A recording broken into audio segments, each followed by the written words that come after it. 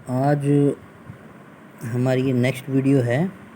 आपने जो last video थी उसमें कुछ साथियों ने जो है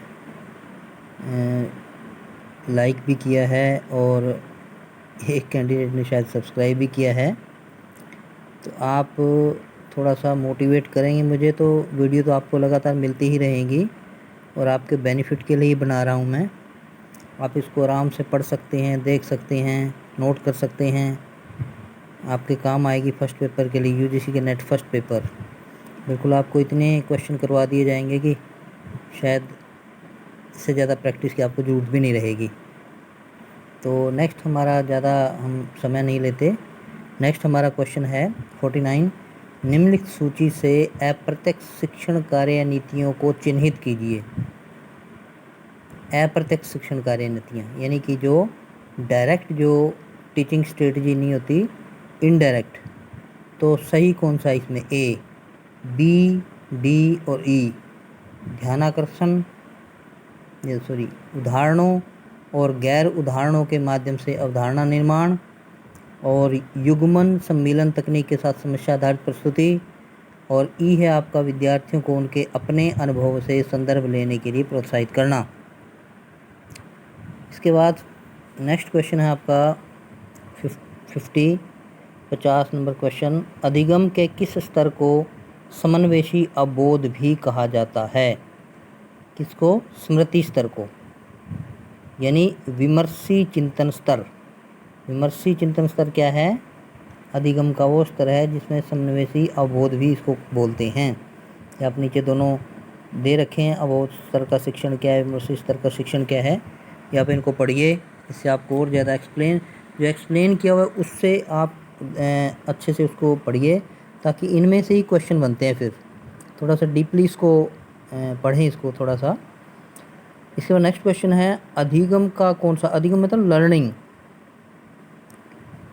अधिगम का कौन सा सिद्धांत शिक्षण के मननात्मक स्तर का समर्थन करता है? ये करता है संज्ञानात्मक क्षेत्र सिद्धांत। पहला है अनुबंधन का सिद्धांत, प्रबलन सिद्धांत, आवश्यकता न्यूनीकरण सिद्धांत, और यह संज्ञानात्मक क्षेत्र सिद्धांत। क्योंकि अधिगम का कौन सा, अधिगम क्या है? लर्निंग से संबंधित है। और लर्निंग किससे है? ज्ञान से। ज्ञान में नॉलेज से। देखिए ज्ञान और संज्ञान में भी फर्क है।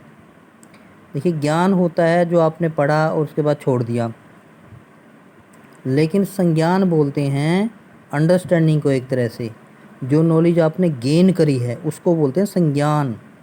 एक ज्ञान होता है, एक संज्ञान होता है। संज्ञान मतलब किस चीज़ के बारे में अच्छे से जानकारी प्राप्त करना और उसको समाहित कर लेना, यानी कि अंडरस्टैंड कर लेना, नहीं यानी कि समझ लेना, वो होता है संज्ञान। 52 नीचे दो कथन दिए गए हैं। पहला कथन क्या है ये देखिए कि शिक्षण के प्रगामी प्रगतिशील दृष्टिकोण का एक मूलभूत सिद्धांत है कि शिक्षा केवल आजीविका की तैयारी नहीं, अपितु यह अपने आप में संपूर्ण जीवन होनी चाहिए। और दूसरा है शिक्षा के पुनर्निर्माणवादी विचारधारा के अनुसार नई सामाजिक व्यवस्था निश्चित रूप से प्रजातांत्रिक होनी चाहिए। तो कौन कौन से हैं इसमें? ए सही है, यानी कि कथन 1 2 दोनों ही सत्य हैं।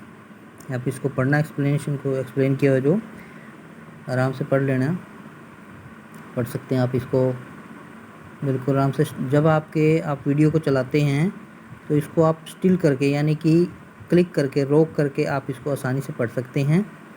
किसी को भी कोई समझ में ना आ रहा हो, जैसे मान लीजिए कि कहीं ब्लर करता है या कहीं पे साफ दिखाई नहीं देता, वैसे कोशिश तो करता हूँ कि मैं कैमरा सही से शो करें इन चीज़ों को, ताकि आप आराम से पढ़ सकें, समझ सकें, लिख सकें, नोट भी कर सकें।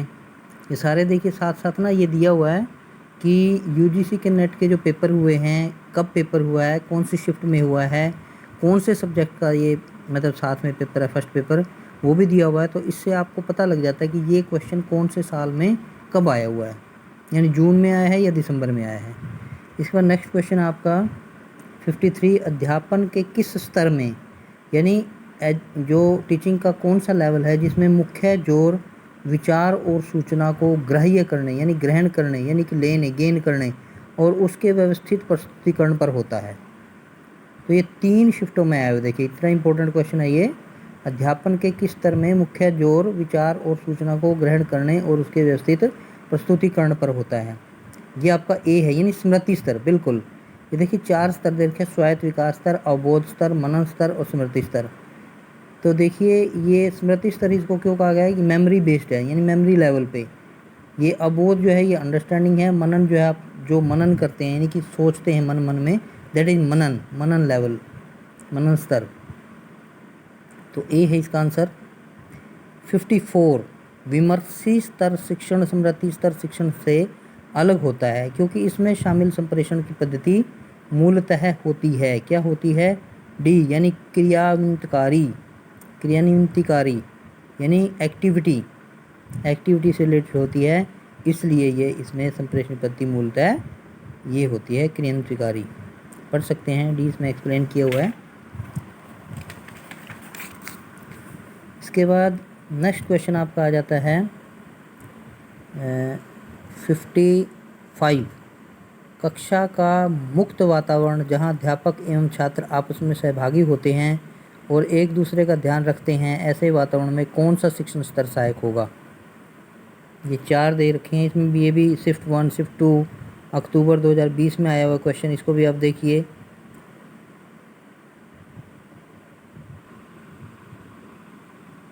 तो ये आपका आ जाता है सी।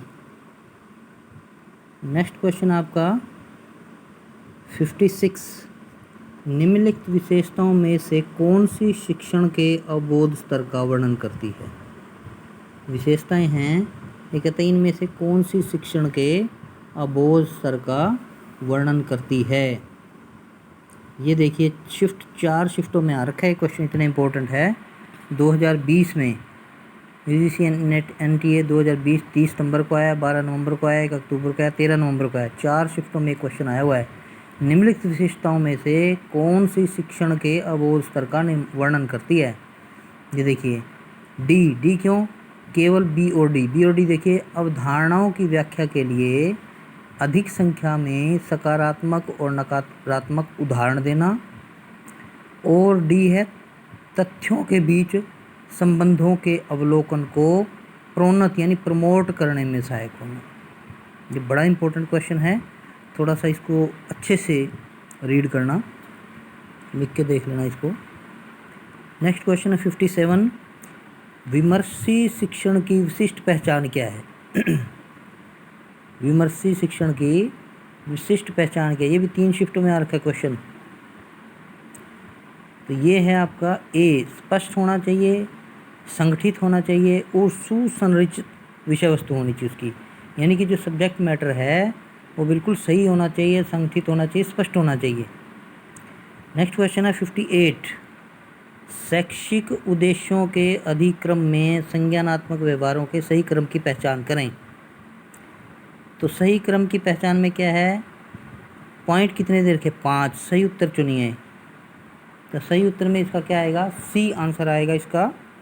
सी यानी 1 3 2 4 और 5। 1 3 2 4 और 5। ये देखिए सी आंसर आएगा इसका, सीरीज देख लीजिए। 59 निम्नलिखित में से शिक्षण को प्रभावित करने वाले कौन से संभावित कारक अनुदेशात्मक सुविधाओं और अधिगम वातावरण से संबंधित हैं? 1 2 3 4 5। आंसर क्या है? बी, यानी 2 3 और 5। दूसरा क्या है? उपयोग के लिए पाठ्य पुस्तकों और पाठ्य सामग्रियों की अनुपलब्धता, यानी कि नॉन अवेलेबिलिटी, यानी जब हमें जो बुक्स हैं या स्टडी मटेरियल है जब अवेलेबल नहीं हो पाता, पहला तो ये है। दूसरा है आपका थर्ड अंतः क्रियात्मक प्रतिक्रियाओं में पहल परक प्रतिमान, यानी कि कुछ ऐसी क्रियाएं जिनमें कुछ हमें जो स्टैंडर्ड बने होते हैं उनको पहल के आधार पर, पहल पर प्रतिमान स्टैंडर्ड उसके हिसाब से। और 5वां स्मार्ट क्लासेस की उपलब्धता। तो ये था आपका 59, यानी कि दोबारा पढ़ सकते हैं हमने इसमें से शिक्षण को प्रभावित करने वाले कौन से संभावित कारक अनुदेशात्मक सुविधाओं और अधिगम वातावरण से संबंधित हैं। इसके बाद आपका आ जाता है नेक्स्ट क्वेश्चन 60 प्रशिक्षण की तुलना में शिक्षण का लक्ष्य निम्नलिखित का अवसर प्रदान करना है। ये देखिए प्रशिक्षण की तुलना में, यानी प्रशिक्षण क्या होता है ट्रेनिंग और शिक्षण क्या होता है टीचिंग, तो यानी ट्रेनिंग की तुलना में टीचिंग का लक्ष्य निम्नलिखित को अवसर प्रदान करना है। किसको? बी किसको? साझेदारी और सावधि सहित प्रतिभा को समीक्षात्मक एवं सृजनशील विमर्श की ओर उन्मुख होता है। नेक्स्ट क्वेश्चन 61, इसको हम नेक्स्ट वीडियो में लेते हैं। अभी वीडियो को यहीं मैं क्लोज करता हूँ क्योंकि बहुत लंबी हो जाती है फिर वीडियो। नेक्स्ट वीडियो भी दोबारा दूसरी इसके बाद मैं अभी बनाता हूँ, इसके बाद तुरंत।